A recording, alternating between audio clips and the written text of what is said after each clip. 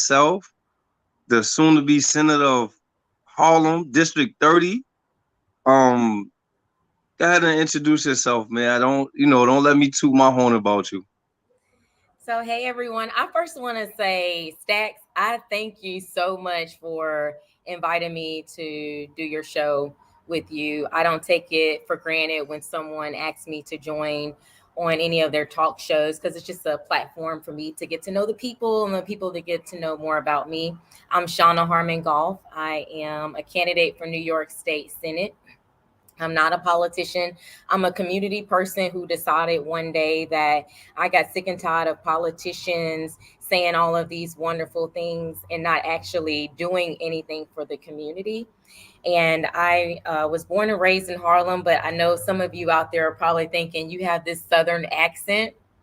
So I moved away to South Carolina, went to college there and stayed. And then about 6 years ago, moved back. So that's why I have this Southern accent and can't get rid of it. And I've been working in government for the past 5.5 years. I actually worked for the previous state senator for that District 30. And I got to hear the needs of the community. And that's what shaped my platform of running for office. My three top platforms is mental health, housing the homeless, and ending and preventing gun violence. So that's a little bit about me. I don't want to keep going on. I'm sure you got some questions for me you want to ask. I Yeah, could so talk more about myself. I'm also, my kids said, give them a shout out. I'm a mom. I have two grown young people, is what they call themselves grown. I have a 21-year-old son and an 18-year-old daughter. So, yeah, that's a little bit about me. all right. So, um, what made Harlem be the place, the focal point place for you, of this nature to run to be senator for District 30? Well, the biggest reason is because this is where I was born and raised. And so I grew up in Esplanade Gardens, which is on 145th Street in Lenox, and I live here today. And I wanted to do more in the community. Both of my parents growing up were very civically engaged and had us volunteering at Menacing here in Harlem, also at the Salvation Army, where at the age of 8 years old, I was giving away clothing and meals and toys. But I knew I wanted to do more than just giving away clothing, meals, and toys, but legislatively. So I went on to law school where I received my master's and my Juris Doctorate degree and then started working in government. And so now here I am running for office, wanting to do more for the community and I'm not just out here trying to win a title. I'm out here to make changes for the community. I'm tired of us. People keep saying, we've moved so much forward. We've moved, but we haven't really. We still at the back of the bus. Really, we still are at the back of the bus, and I'm trying to move us forward. So that's why I'm running for office to move our community and our people forward. Okay. Um, so let's speak about the mental health and homelessness awareness that needs to be raised, right? So I know generally, I don't know if you knew this, but I actually feed the homeless a lot out Oh, of my own pocket. oh, Um, my boy Knowledge Born, my big bro Knowledge Born, he feeds the homeless, but I do it in the city. I'm from New oh. York, but he does it out in North Carolina, um, taking donations and just trying to be a blessing to the community that he was raised in and different things of that nature. So The next time what? you do it, I want to join you. All right, I'm gonna hold you to that. Yeah, So please, please. generally, um like tap into it. Like what do you feel like is the biggest need when it comes to homeless people and people with mental health issues? Well, I want to tackle the homeless, housing the homeless first. One of the things that I think that we need is New York is such a progressive state, but we just now got our first female governor, right? So we're not that progressive because we just got our first female governor.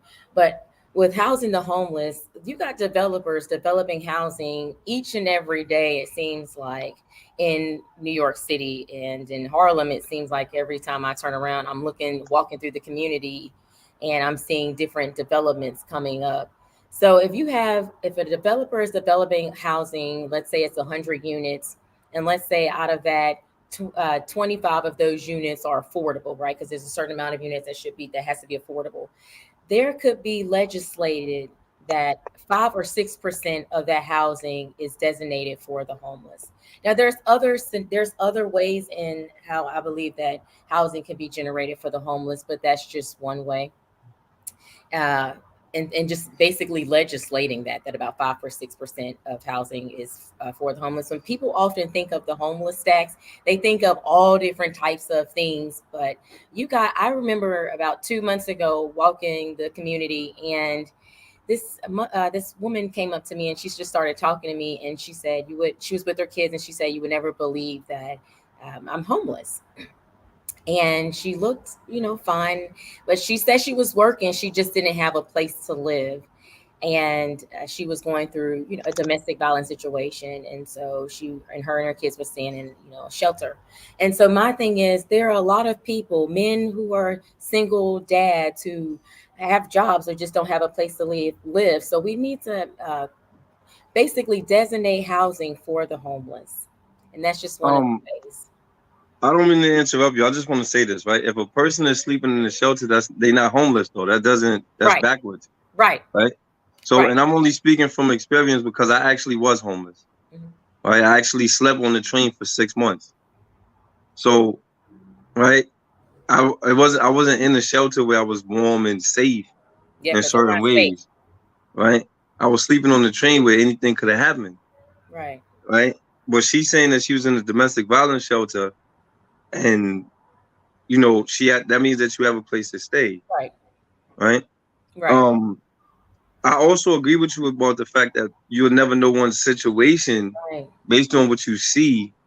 Because a lot of times a person might not have mental health issues. They might be just drug addicts that, choose to live on the streets because they have Section 8 and HRA that is paying their rent. So they Right. could just sit out and smoke K2 and do other drugs. I do think that we need to come up with a strategy that doesn't make a person feel inferior Right. based on the fact of them having a drug need or having mental health problems, because oftentimes we shun one that may have a mental health issue. Right. So we have to come from a place where we highlight that it's not bad for you to be one of those people, Right. right? Like And I'm if you all for, especially in the Black community, for us to accept on if you do have sort of mental health issues, that it's okay to seek help for it, right? right, Because I know back in the day, like, I'm so old, but I'm in my 40s, but back in the day it was frowned upon if you got some sort of counseling for any of the issues that you may have. And so what I try to normalize when I talk to my girlfriends or guy friends is that let's normalize, which is it's becoming more normal, normalize seeking help if you're feeling suicidal, if you're feeling depressed, if you have anxiety. Let's normalize getting the help, because therapy isn't for everyone. Maybe some medication is needed. Maybe it's not to where you need medication or therapy, but we have to make sure that we take care of our mental health, whether that's journaling. I'm a big, huge person who likes to journal. Whether you do yoga, whether you meditate, whatever it is, we, especially in the Black community, need to make sure that we take care of and focus on our mental health. Because my biggest thing is mental health affects our physical health. So if we're not mentally okay, we won't be physically okay. I got a quick question for you real quick. Somebody in the audience is asking this, and not me. So they want to know, are you going to be seeing more whether you win or lose? Because some, they saying that you're running is the first time that they've known or heard of you. So are you going to be seen more in the community, whether you win or lose?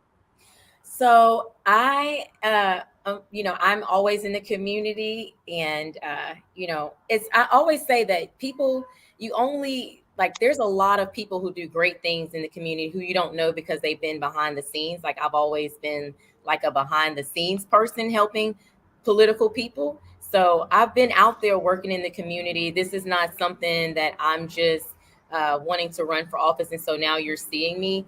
I've been out in the community serving and helping.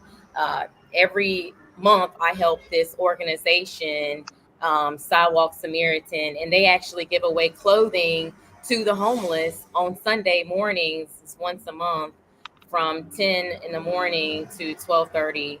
And they do it. And actually, the next one is going to be this Sunday. So I'm gonna shout them out. It's going to be this Sunday from 10 to 12:30 in front of St. John Divine, between 110th and 112th in Amsterdam Avenue. So I'm out there in the community. I'm a huge advocate and help senior citizens in the community. So, and actually, senior citizens today call me an honorary junior senior, just because since I was a kid, I've always volunteered and dedicated my time at nursing homes and senior centers. So I'm out there. And so regardless if I win or lose, or I don't call it a loss, I say win or win, because even if I don't win the election, I'm still a winner, and I'm still going to be out there in the community always. Right. So I know that you About also. shelters, about shelters. I know you said something about shelters. So I wanted to point out, because I was talking to someone who actually was he was homeless, and he was sleeping on the street, and he was just talking to me because I was just talking to him, and he was saying that he would rather live on the street than to stay in the shelter. And I actually went to go visit a shelter, and it is not safe. And there's a lot of renovations that need to be done with these shelters. And so I often want to put out there and challenge any one of those people that work for the Department of Homeless Services, or the top people there, to spend a day in the shelters, and I guarantee you they will then do a renovation or overhaul of the shelters. It's not That, safe. that's the real challenge wouldn't be them actually spending a day in the shelter. They would have to actually like live in the shelters, because generally if you work in those particular situations and you get the chance to go home, you don't learn nothing from being in the environment itself, right? It's like being a correction officer, right? Like, they go home at night, so they don't understand the different things that one may encounter during the incarceration, right? You still go home to your family, you come here, you make your money and you leave, Right. right? You might do a double, which is like pay and a half and different things of that nature. So the experience for you is like, I'm just here for the money, but the experience Mm. for someone else may be something totally different, considering the fact that they have to live here for whatever duration of time that's deemed quote unquote punishment, Right. right? And so a person that's working within the shelter system will have to actually live there to understand what one is encountering, right? That's where the empathy comes in at. Just because you work there doesn't mean that you actually get the actual experience that one may have, Right. because you get to go somewhere else and have liberty, peace of mind, and Right. different things of that nature. Right. Um, but I But want it's to the tap start into your, though. huh? It's the start though. They can spend the night there and see what it's like for someone who doesn't have housing and is staying in the shelters, to see what it's like, because a lot of them don't know. So, and some men have even visited one to even say, I just the main thing that I'm trying to say is we actually need an overhaul in our shelters. They're not safe, and people are getting hurt, and there's a lot of things going on in there. And we need to make sure that we just do a renovation or overhaul of Right. shelters. I know that you also have an education plan. Tap into that. Tell the people what your education plan is. Before I even tell you how I feel about a lot of different things. So with everything, I feel I bring everything back to mental health, but with our schools, a lot of our schools need more funding, right? Especially our public schools, they need funding.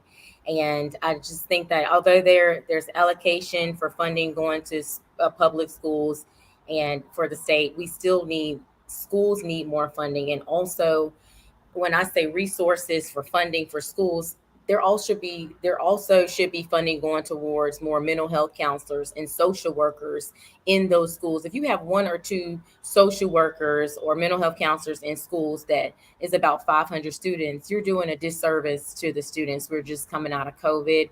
There's a lot of people and children inquiring mental health issues. I picked up some anxiety during COVID, having to stay in the house all the time. And I'm a social person and had liked to be outside during that time. So we need about 3 to 4 or maybe 5 counselors in these schools that have about 500 or so students. So whatever my platform is, I try to hone it into mental health, because I think that mental health affects a lot of things that go on in our society today. And we're not really focused on that.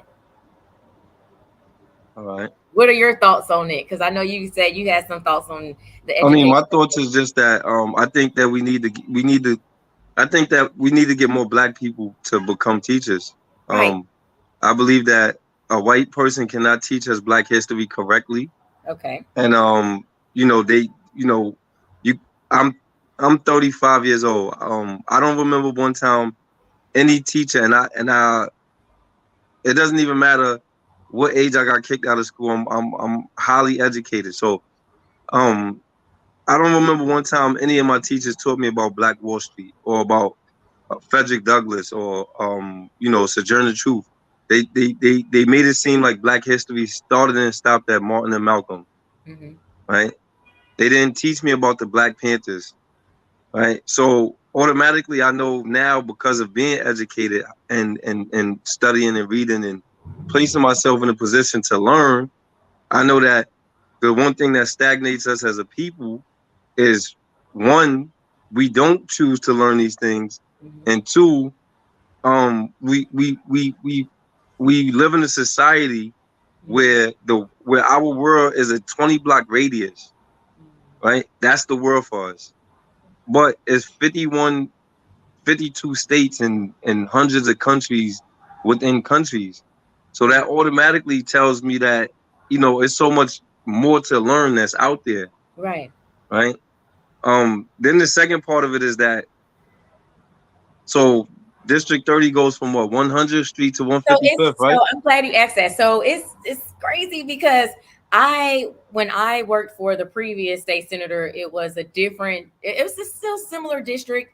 It was District 30, and then they changed us to District 31 or no 32 because of redistricting back in February. And then the court said that um, the state Senate maps and the congressional maps were gerrymandered.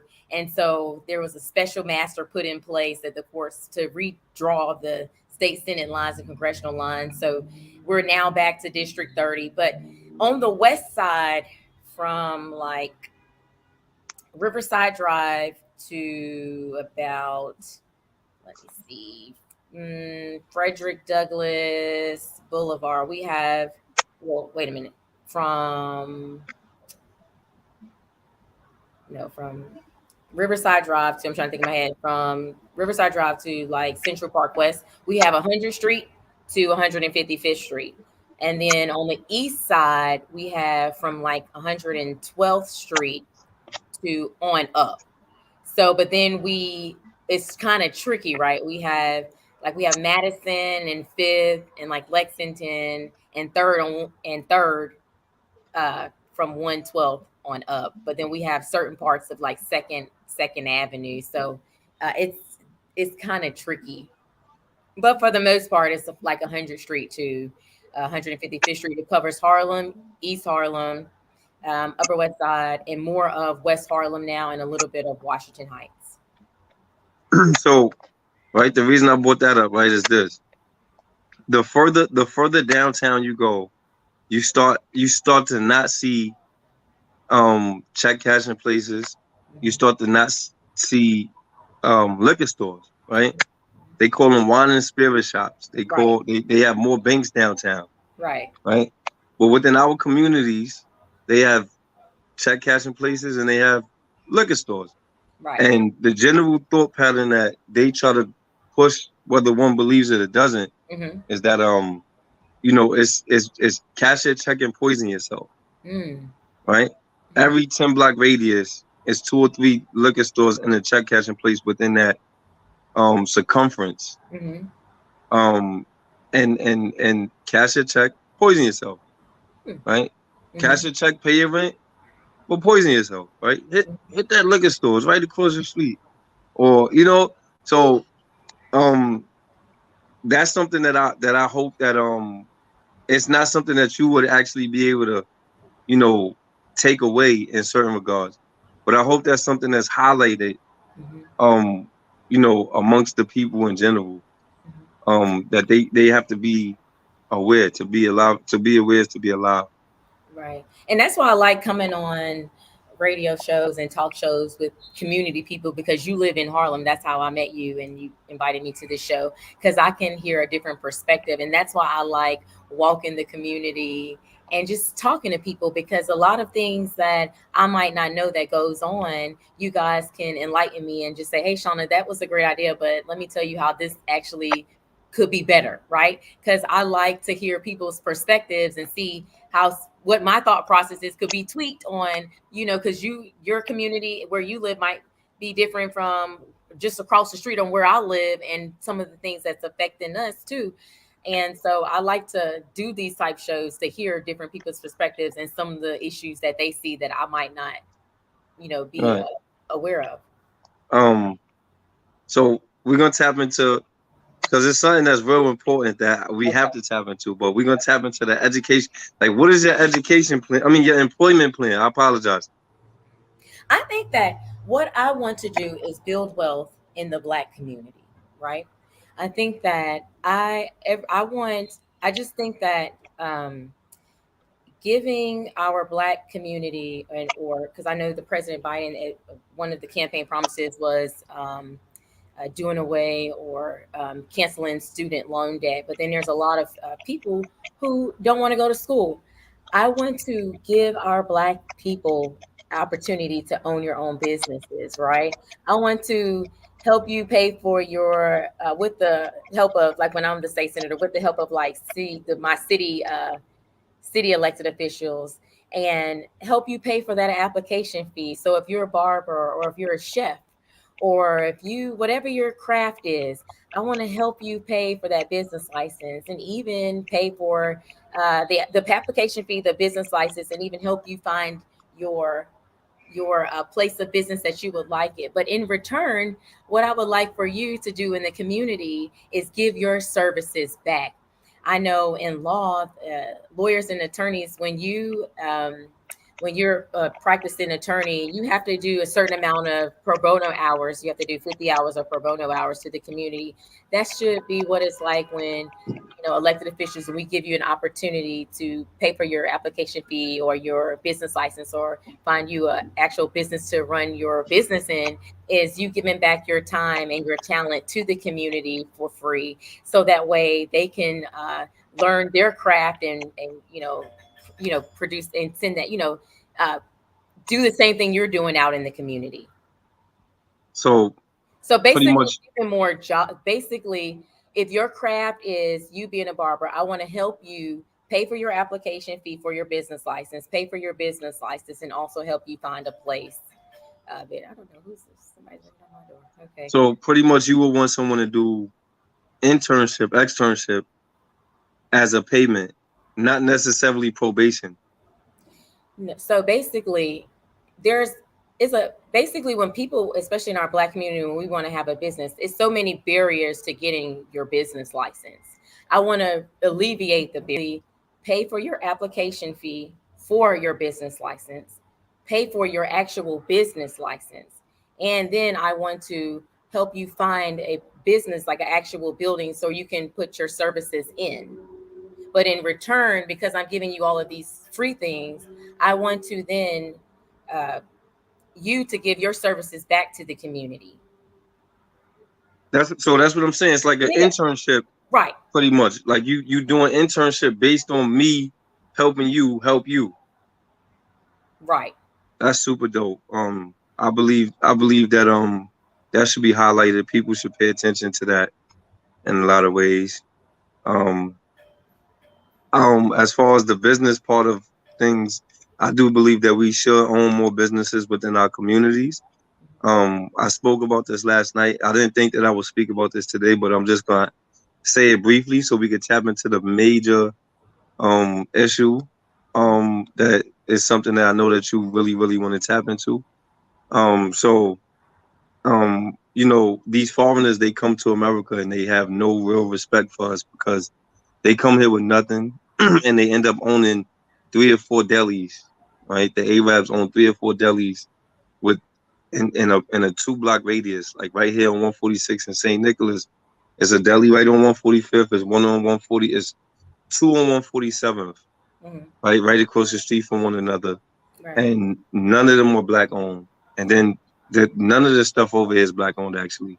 Right. So they don't have no respect for us because we grow up here and we don't own the things within our neighborhoods. But they come here with nothing and they end up owning that, renting rather, because they really just pay rent to own. But it's their particular business. And they don't have no real respect for us because this they don't understand that this may be quote unquote the land of the free and the home of the brave. Mhm. But this is one of the only countries that you could live in and be a veteran, but have the same treatment as a convicted felon.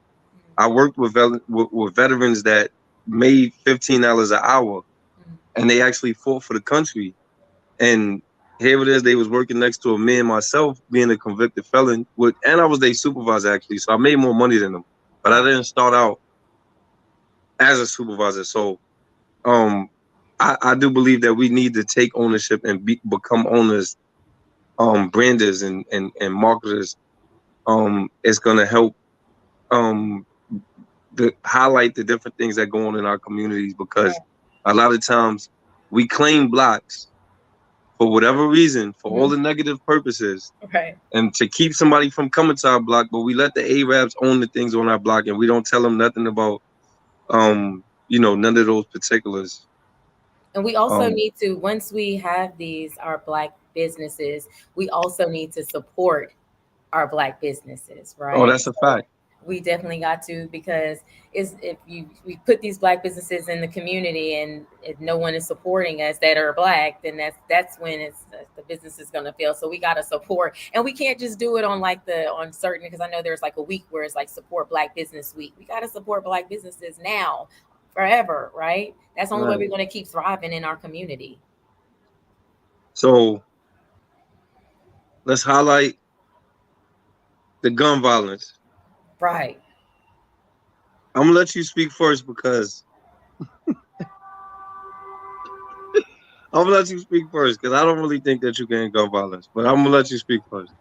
So when I say ending and preventing gun violence, because I realize that it's a mindset, and it's going to be very difficult to end gun violence because guns are coming from out of the state, and it's really hard to control guns from coming in out of the state, and just violence within the Black community, violence just period.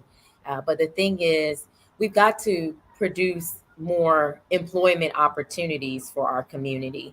And when I say ending gun violence, all of my platforms, as a legislator, I'm not going to sit here and, or someone who's running to be a legislator is, or an elected official is, I like to bring the community to the table, right? Because there are some things that you might see, like I said, in the community that you feel like this could be something on where how we can prevent gun violence, right?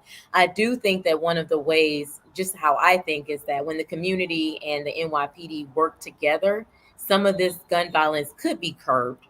Right now, you got police officers, you got some police officers, I want to say all, you got some police officers that may not be abiding by the law themselves and might be taking advantage of the situation. Just the other day, and I'm going to mention this on air, on Sunday, I was actually stopped by two police officers. They had no probable cause on pulling me over, and when they stopped me, I said to the officer that came up to the right side of my car, "Why did you stop me?" And she said, "I'm gonna let the other officer." But while she said, "I'm gonna let the other officer tell you." But while they pulled up, they were staring in the back of my car through the back window, on the back seat, just looking in.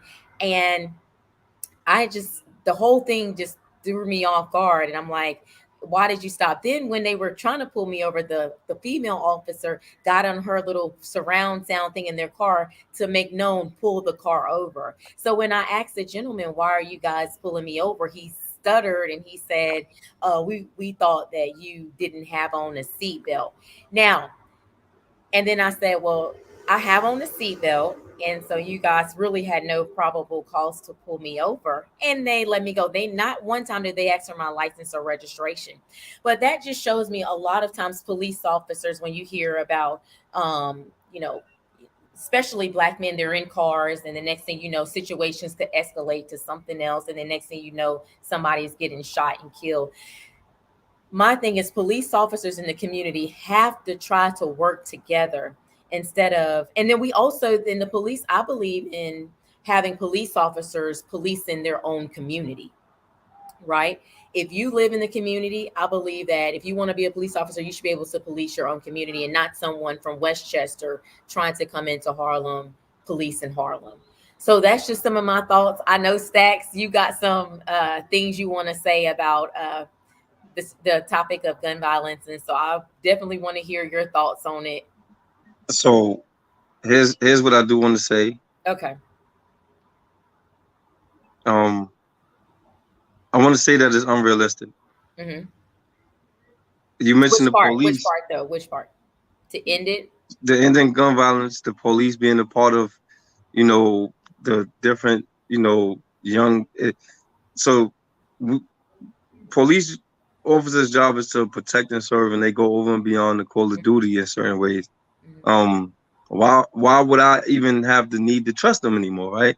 Mm-hmm. We go back to Larry Davis or Kuta Kente or all of these different situations where it's proven that they have gone over and beyond the call of duty in a lot of ways and regards, just to prove what, right?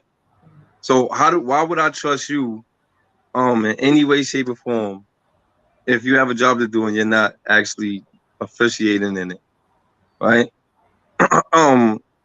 Then I do believe that if we had the Black Panthers way of teaching when it comes to selling drugs within the Black community and you know, having people actually study the language, which is law, right? You start to speak the law to the police.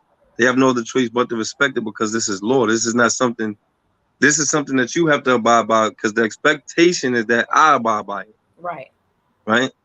So generally that becomes an issue.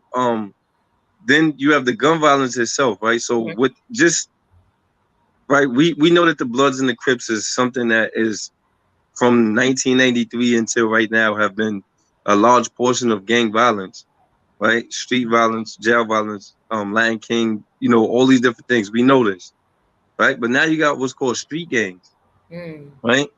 So now that there's street gangs that's involved or whatever that you may or may not know about, right?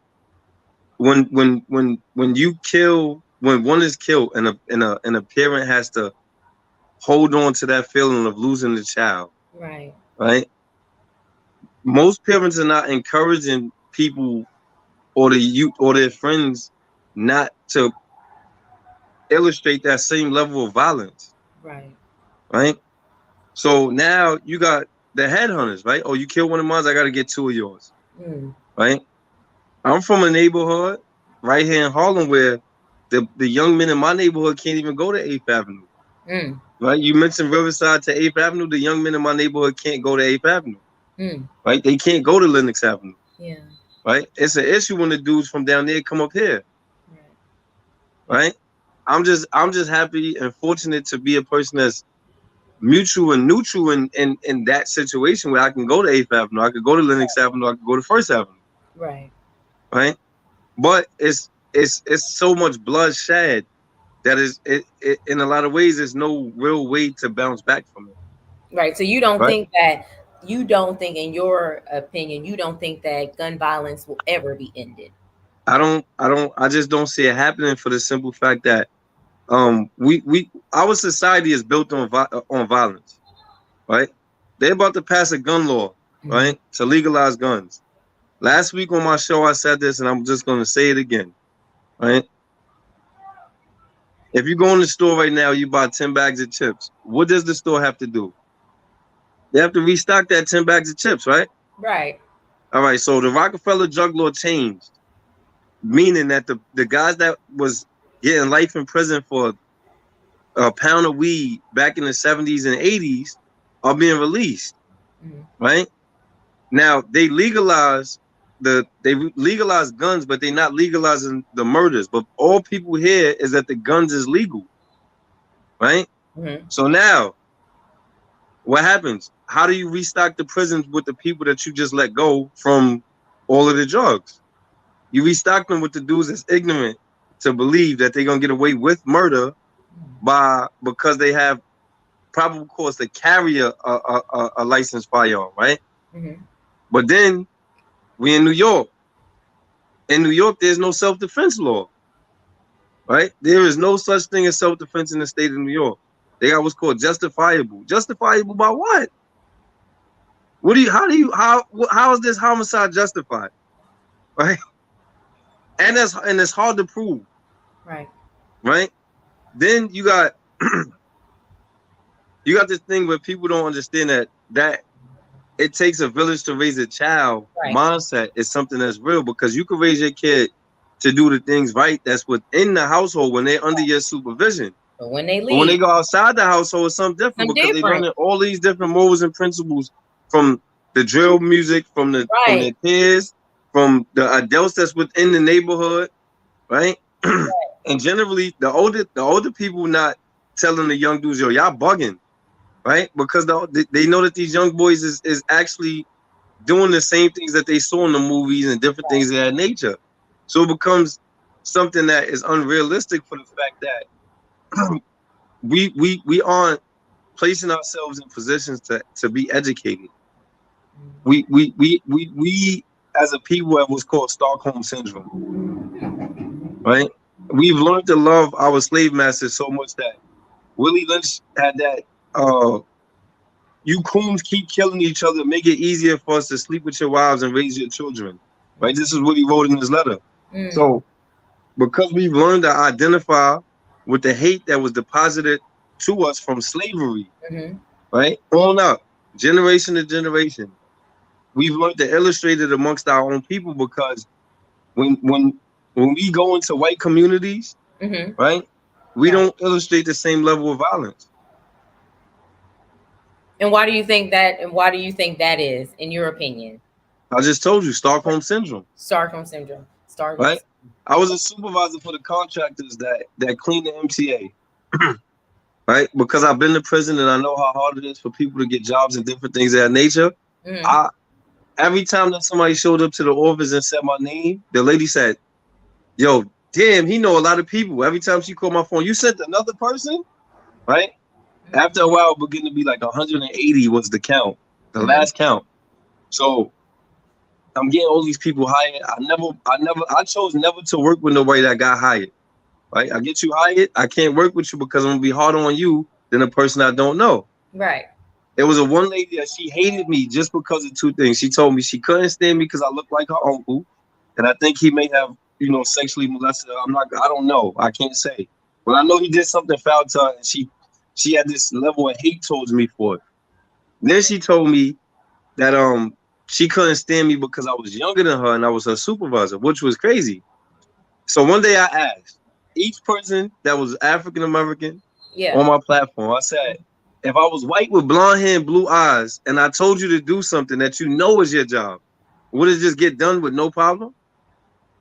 And they all say, yeah. And I said, I don't understand what, because now you're looking at me and you're saying, well, he walks and dresses and speaks and listens to the same rap music as me and all these different things, but you're not really being realistic in any kind of way. And understanding that I have a job to do like you have a job to do. Right. Just like I'm telling you what to do, somebody's telling me what to do. Right. Right. And I learned from that situation that people generally just have Stockholm Syndrome. They learn to hate the way that someone hated them. Yeah. And they learn to deposit this hate everywhere they go in life. To other people, yeah. And it's kind of like the saying too, like hurt people hurt people. Right. Right. But and then that goes to Stacks to that when we say hurt people, and you want to project that hatred onto others. To me, I bring everything back to like mental health, because we've really got to hone in on mentally, why do we feel the need to, if we're hurt, to project that hurt onto others. And so, like I said, therapy might not be for everyone, medication might not be for everyone, but we've got to make sure, especially in our Black community, that we take care of our mental health, because that really affects our overall health. I, you know, for me, I'm one of those people that I say this, right? Mental health is real. It At the is. same time, I don't want anyone to come around me and use it as a crutch. Right. That's true. That's true. Right. That's true. Now you know that they told me I was depressed, right? Like that. So that Right. means that you could just do some dumb shit. Right. Well, see, right? that's a whole nother conversation. Right. So right. That's a whole So- nother conversation. Right. But the thing is, my whole thing is we just got to, especially in the Black community, take care of our mental health. And we can't just like back in the day where your family said what happens in the house stays in the house. No, you got to talk about your issues and concerns to people who are licensed and trained to help you with those. But that also goes back to what I was speaking about, how so I've been around a high number of white people, considering the other jobs that I've worked. I'm working on movie sets and different things of that nature, right? Mm-hmm. I've never heard one white person say Trump was a piece of shit during his run, or Bush was a piece of shit, or none of that, right? But I've heard Black people say Obama was a piece of shit. I've heard Black people speak about Jay-Z and different things of that nature, right? LeBron James, so on and so forth, right? Mm-hmm. So whatever, when a white person has an issue with another white person, they may speak about it in the comfortability of home, right? We as a community of Black people, we choose to make it something that we broadcast, right? Mm. And from slavery, we've always been a white man's entertainment, right? Love and hip hop, all these different things, all the different shows that we watch, is for the entertainment purpose, right? I remember Oprah Winfrey had a problem with Jerry Springer back in the days because his ratings was higher than hers because of the fights that took place on the show, right? So she actually made a big issue about it, right? And then they was on equal playing field because she made a big issue about it, right? I'm saying here, I just got good guests on my show, and I don't have none of those crazy rappers on my show. This dude got people fighting. What's going on here? Right? She was losing the race, right? And but I'm not saying that it wasn't white people on there being in the same level of entertainment as Black people. It's just that we have always been the entertainment of a white person with our own actions, right? So until we learn to come together in unity and love, right, they'll never respect us, because generally we always become the entertainment some way, shape, or form. Right. But I know that you have something else to do. Right. I want to do for 2 minutes, right? Okay. I want you to ask me anything that you want to ask me, having nothing to do with what we just talked about. Okay. And I'm gonna ask you something. And then I'm gonna let you shout people out, and I'm gonna shout a few people out. We're gonna end the show. Right. So I want to know, because I love doing stuff like this, right? And so like during COVID time, I started this show called The COVID Conversation, just to give people's idea on how they felt during COVID. And so you have this show. I want to know, how long have you been doing this show, and what motivated you to want to do this show? What motivated me to do this particular platform? And how long have you been doing it? I've been doing this for 2.5. And who all have you? That's a lot of questions. Wait. I've been doing this show for 2.5 years. My first ever show was The Power of Reinvention, because I was formerly incarcerated, came home, and I had to share my testimony. So in the process of sharing my testimony about having a new mind, transformed thought pattern, and different things of that nature, I learned a lot about myself and the people that I chose to be around in that time. And I know that it was a false reality that was created for me. from my youth.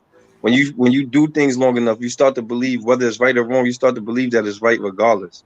Right. So if you lie long enough, you start to believe that your lies is truths, Right. right?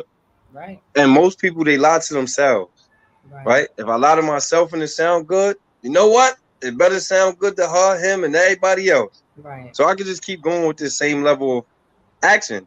Mm-hmm. And when I start to learn the different things about the cliches and the quotes and that had no real substance and was Right. truly lies, I said, you know what? I want to be the person that raises awareness about how we was lied to, who Right. lied to us. Right. You feel me? And it gave. I've always, whether I was in prison or free, I've always had peace of mind, That's though I well may said. have been physically incarcerated or enslaved in some type of way. So, in the Bible it says that which you enslave yourself to, you become a slave of. Mm-hmm.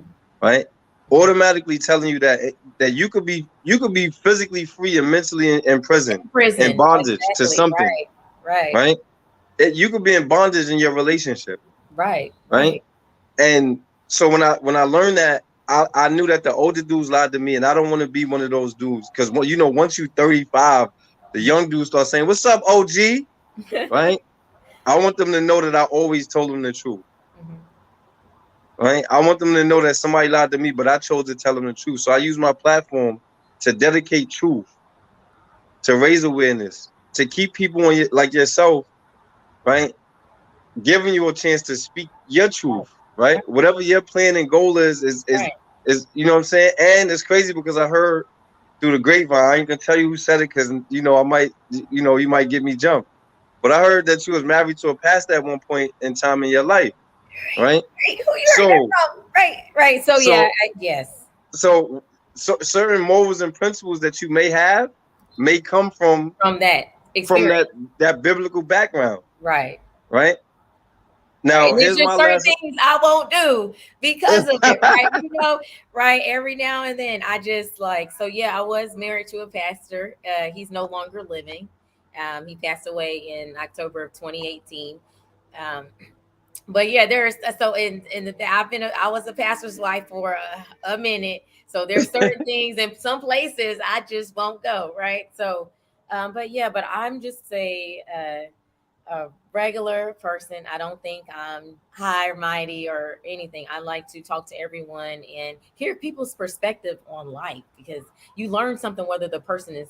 I know I learned something talking to my kids and they're younger, especially with electronics. There's something new coming out. These it's so many abbreviations for stuff, and my kids are teaching me stuff about the different abbreviations. So I feel like I'm never too old to learn, and I'm always willing to learn, especially from my senior citizens, who are they called? And now they would like to be called older adults, and I've learned so much from them. And so, yeah, even just with my peers, I learned so much, and that's why I like doing shows like this. And so, my next question to you, I'm turning into the facilitator because I used to do shows like this. Is who was the most person that you had on your show that was the most inspiring to you? So so my man Knowledge Born, right? It's two of them. So it's Knowledge Born, Okay. right? Who do the Knowledge Radio. He's actually, this is like his particular building, Right. right? And my show comes on in this building, Hmm. right? And then I have another young lady, powerful queen, Tanika B. Love. She is a lover. She loves people. We call her Minister Love, Doctor Right. Love. Right. Um, she's one of those people. Biblical principle, right? Love covers a multitude of sin. If we go out and show love, we'll actually be able to see how love can conquer a world full of hate.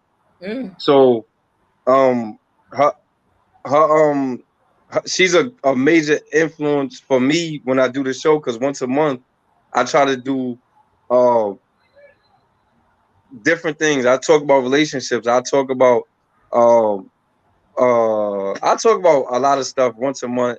Um it's a certain morale Hmm. that we have to break the cycle of, Yeah. right? Uh-huh. Um Generally, it's like with that Roe versus Wade thing, right? It's a thing called the moral dilemma, right? Hmm. They you forcing someone that may or may not have a kid out of love. If a young lady is raped, how do you force her to have a rape baby, right? And then if her parents is saying, you know, because of the Bible, you know, thou shalt not kill, right? But then she has to break that morale because of what? Because this is a rape baby. We're not having this baby out of love and different things of that nature, right? So that's a moral dilemma that people generally don't like to speak about, right? Um, or the moral principle of mind your business. So people, this is the reason why people generally will rather record the things that's going on within the community and to involve themselves in what's going on within the community, right? Recording is not getting the job done, right? Obviously, we see it all the time. It's just like when we start to involve ourselves, it becomes different. But because the moral code is mind your business, that ain't got nothing to do with you, right? But it does, because everything that affects someone that is in my community affects me. Right. So it's and that's different how it things. used to be too back in the day. And then I know I gotta run, but back in the day, our parents and grandparents had this thing where when your neighbor needed some sugar, you gave them some sugar. People Right. you knew, they knew their neighbors, they helped their neighbors. Now people don't know their neighbors. You don't care to know your neighbors, and if your neighbor came and asked you for something, you won't, you know what I'm saying? People aren't helping people like they did back in the day, and we need to come back to that. We need to go back to that because we are the community that makes up Harlem, right? There's no Harlem without us. There's no, you know what I'm saying? There's no community without the people. So you don't gotta ask me no more questions. I'm not even gonna ask you no more questions, but I do want you to shout out everybody you can. And before you do that, I want to say this, right? Do tell people how they could invest in your run, right? Do take the time to let people know how they could be a part of your cause, right? Because this is cause and effect, right? And like take your time to do that real quick. So again, I'm running for state senate of Harlem, East Harlem, Upper West Side, and more West Harlem in Washington Heights. If people can follow me on Instagram and Twitter, my Instagram and Twitter name is Harmongoff 4NY, and that's HARMONGOFF, the number 4NY. And that is just my last name, the number 4NY. It's my Instagram and Twitter handle. And on Facebook, it's my name, Shana Harmongoff. And if people want to join my campaign to volunteer or to donate, you can go to my website at www.harmongoff4ny.org. So that's my name, Harmongoff, my last name, Harmongoff, the number 4ny.org. And on the website, you can actually sign up to volunteer, or it'll direct you to the contribution link to donate. I have an election that's coming up on August the 23rd. Early voting for that election is August the 13th through August the 21st. It's very crucial that we vote in that election. You're voting for your state senator, your local state senator, and also your Congress people. So encouraging everyone to get out and vote. Again, election day is August the 23rd, and early voting is August the 13th through August the 21st. And I'm sure people will see me out here on the campaign trail. I'm actually about to head back out now on the campaign trail after we finish this. And I'm just thankful for you, Stacks, and grateful to have met you and you to have me on this show. I'm thankful for you as well. And I want to say, oh, look at you putting it up on the screen. I want to say people need to go out there and vote for Shana. She took time today, right? She said she had somewhere to be at 6:30 and we had to be done by 6:15, but she was having so much fun that she decided to give up the extra time. Right. She decided to give up the extra time. She thought it not too much to actually give up the time. So we gotta appreciate her for that. We gotta appreciate, because this right here is not only is it supporting her, but it's her supporting us, right? And we, like I said, we are the culture of hip hop. We are the culture of our communities. We are the culture of we are the culture. Right. So with all those particular things being said, I just want y'all to to go out there and vote. She gave y'all the dates. And then what I want to do, right? And I'm hoping that I could get her hand in this. I have a friend, her name is Tati B, right? She's known as the princess of hip hop dance. Okay. Right? Mm-hmm. She's actually one of the dancers in the video for a song that I co-wrote.